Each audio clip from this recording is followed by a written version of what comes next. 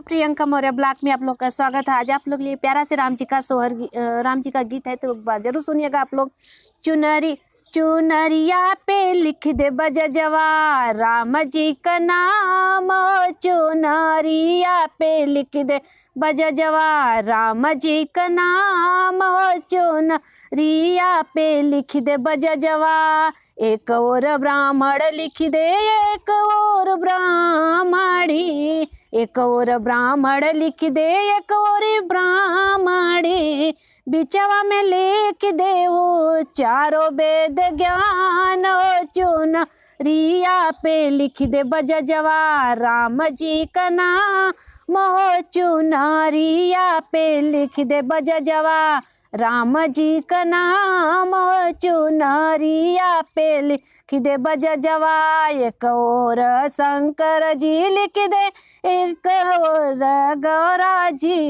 एक और शंकर जी लिख दे, एक और गौरा जी, बिचवा में लिख दे हो, बिचवा में लिख दे हो गणपति के नाम,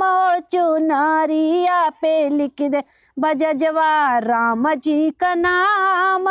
चुनरिया पे लिख दे बजजवा राम जी का नाम, चुनरिया पे लिख दे बजजवा। एक और राम जी लिख दे, एक और लक्ष्मण, एक और राम लिख दे,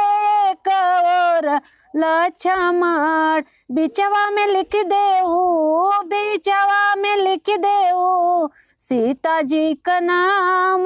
चुनरिया पे लिख दे बजजवा राम जी का नाम, चुनरिया पे लिख दे बजजवा राम जी का नाम, चुनरिया पे लिख दे बजजवा। एक और अवधपुरी लिख दे, एक और गोकुला, एक और अवधपुरी लिख दे,